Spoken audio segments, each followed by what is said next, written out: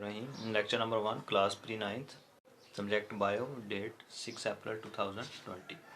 आज की हमारी डायरी है chapter number 1, introduction to biology, book page number 2 to 3, यानी साइंस से लेकर बॉडी तक हमने रिवाइज करना है, क्योंकि हम पहले पढ़ चुके हैं तो हम रिवाइज करेंगे।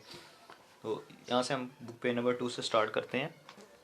सबसे पहले साइंस की डेफिनेशन है। साइंस एक्चुअली होता क्या है? तो कायनात के मुतल्लक हर तरह का इल्म हासिल करने को हम साइंस कह देते हैं, साइंटिफिक नॉलेज कह देते हैं। तो यहाँ पर डेफिनेशन है जी, science is the study in which observations are made, जिसमें हम मुख्तलिफ मुशाहदात करते हैं, उनके मुशाहदात की बुनियाद पर एक्सपेरिमेंट्स किए जाते हैं, यानी उनसे नतीजे निकाले जाते हैं और उनसे फिर नतीजे अखज़ किए जाते हैं, तजर्बात करके उनसे नतीजे अखज़ किए जाते हैं। तो जो भी हमारा नतीजा निकलता है, सही या गलत, वो हमारा नॉलेज होता है, उसको हम साइंटिफिक नॉलेज कह देते हैं। तो उसके बाद इंट्रोडक्शन टू बायो है। Bio actually study of life होती है, साइंटिफिक स्टडी ऑफ लाइफ, यानी ज़िंदगी का साइंसी मुतालिया। तो जिंदा जानवरों का मुतालिया, इसको हम कह देते हैं बायोलॉजी। तो बायो का वर्ड 2 ग्रीक वर्ड से निकला है, बायोस एंड लोगोस। बायो का मतलब होता है लाइफ, लोगोस का मतलब थॉट और रीजनिंग, यानी वजह तलाश करना, सोचना किसी भी चीज़ के मतलब। यहाँ से हम इसकी डिविजन्स एंड ब्रांचेस स्टार्ट करेंगे।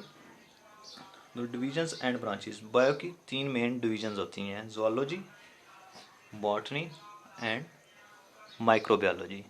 ज़ूलॉजी से मुराद जानवरों का साइंसी मुतालिया है, सिर्फ जानवरों का। बॉटनी से मुराद सिर्फ पौधों का साइंसी मुतालिया है। ये डिवीज़न जो है, इसमें सिर्फ पौधों का मुतालिया किया जाता है।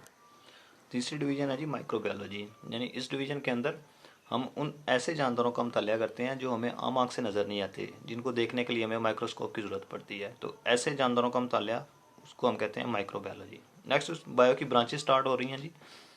पहली ब्रांच है जी मॉर्फोलॉजी। ये ऐसी ब्रांच है जिसमें हम जानवरों की साख्तों का मुतालिया करते हैं, यानी जानवर किस तरह के बने हुए हैं, उनकी बनावट कैसी है, तो उनकी साख्तों का मुतालिया किया जाता है। नेक्स्ट है एनाटमी। एनाटमी में हम अंदरूनी साख्तों का मुतालिया करते हैं, यानी जानवरों के अंदर क्या क्या चीज़ें पाई जाती हैं, मसलन लीवर, हार्ट, स्टमक, इस तरह की चीज़ों का इंटरनल स्ट्रक्चर्स का मुतालिया किया जाता है। हिस्टोलॉजी, इस ब्रांच में हम टिश्यूज़ का मुतालिया करते हैं माइक्रोस्कोप की मदद से। टिश्यूज़, आपको पता है टिश्यूज़ जो है सेल से मिलकर बने होते हैं, तो टिश्यूज़ का माइक्रोस्कोपिक मुतालिया, उसको हम कहते हैं हिस्टोलॉजी। उसके बाद है सेल बायोलॉजी। सेल बायोलॉजी नाम से ही ज़ाहिर है, इसमें हम सेल्स की स्टडी करेंगे, सेल्स और उसके अंदर पाए जाने वाले ऑर्गेनेलीज़। ऑर्गेनेलीज़ हम कहते हैं सेल के अंदर जितना भी मटेरियल पाया जाता है, उसको हम सेल ऑर्गेनेलीज़ कहते हैं। तो उनका मुतालिया, सेल का, ऑर्गेनेलीज़ का मुतालिया, और इसमें हम सेल की डिवीज़न के बारे में भी पढ़ते हैं, यानी सेल 1 से 2 में किस तरह डिवाइड होते हैं। आगे नेक्स्ट है जी फिजियोलॉजी। फिजियोलॉजी में हम मुख्तलिफ फंक्शंस का मुतालिया करते हैं बॉडी पार्ट्स के, मसलन आर्म का फंक्शन, ब्रेन का फंक्शन, आइज़ का फंक्शन। तो डिफरेंट बॉडी ऑर्गन्स का फंक्शंस का मुतालिया किया जाता है। उसके बाद जेनेटिक्स। जेनेटिक्स, इसमें हम जीन्स का मुतालिया करते हैं, यानी हमारे अंदर जो खसूसियात होती हैं वो हमारे अंदर हमारे डीएनए में स्टोर होती हैं। तो डीएनए के ऐसे पार्ट्स जहाँ पर हमारी ये तमाम तर खसूसियात मौजूद होती हैं जो वालिदैन से बच्चों में मुंतकिल होती हैं, तो उन पार्ट्स को हम जीन्स कहते हैं। तो उन जीन्स का मुतालिया और जेनेटिक्स में उनका क्या रोल है, उसका मुतालिया करते हैं। इनहेरिटेंस का मतलब होता है कि वालिदैन से बच्चों में खसूसियात कैसे मुंतकिल होती हैं, तो इनहेरिटेंस का भी मुतालिया किया जाता है जेनेटिक्स में। उसके बाद आ गई है जी एम्ब्रियोलॉजी। एम्ब्रियोलॉजी में हम एक नन्हे जानदार से सबसे छोटे सेल से मुकम्मल जानदार बनने तक जितनी भी चेंजेस आती हैं, तो उन सब की स्टडी की जाती है एम्ब्रियोलॉजी में। नेक्स्ट है टैक्सोनॉमी। टैक्सोनॉमी में हम जानदारों को नेमिंग देते हैं, नेमिंग एंड क्लासिफिकेशन, और उनको मुख्तलिफ ग्रुप्स में तकसीम करते हैं, ग्रुप्स और सब ग्रुप्स में। मसलन तमाम जानदारों को 2 बड़े ग्रुप्स में तकसीम किया जाता है, यानी पौधे और जानवर। तो इस तरह आगे पौधों की बेशुमार अक़साम है, जिनको हम मुख्तलिफ ग्रुप्स में तकसीम करते हैं। तो जानदारों को नाम देना और मुख्तलिफ ग्रुप्स में तकसीम करना, इसको हम कहते हैं टैक्सोनॉमी। नेक्स्ट है जी पैलियोंटोलॉजी। पैलियोंटोलॉजी ऐसी ब्रांच है जिसमें हम फॉसिल फ्यूल्स की स्टडी करते हैं, यानी जो जानदार मर चुके हैं उनके ढांचे किस तरह के थे, उनके ढांचों का, उनकी बाकियात का मुतालिया, उसको हम कहते हैं जी पैलियोंटोलॉजी।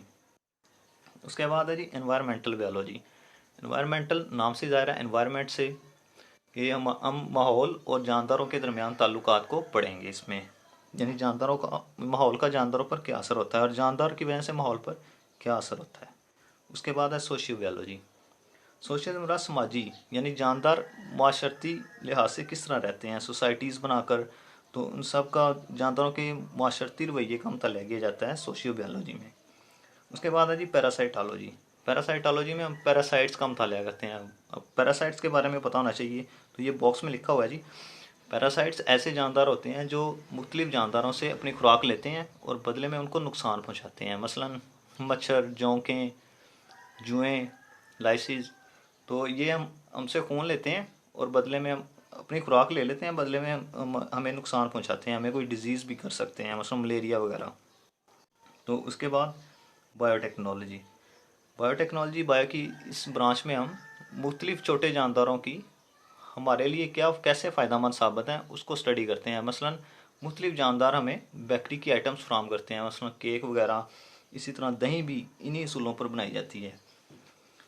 आगे नेक्स्ट है जी इम्यूनोलॉजी। इम्यूनोलॉजी से मुराद हमारे इम्यून सिस्टम का मुतालिया है, यानी हमारा मुदाफ़ती निज़ाम, बीमारियों के ख़िलाफ़ लड़ने का निज़ाम, तो उसका मुतालिया उसको हम कहते हैं इम्यूनोलॉजी। उसके बाद है जी एंटोमोलॉजी। तो एंटोमोलॉजी बायो की ऐसी ब्रांच है जिसमें हम इंसेक्ट्स का, हशरात का मुतालिया करते हैं, मतलब कीड़े मकोड़ों वगैरह का।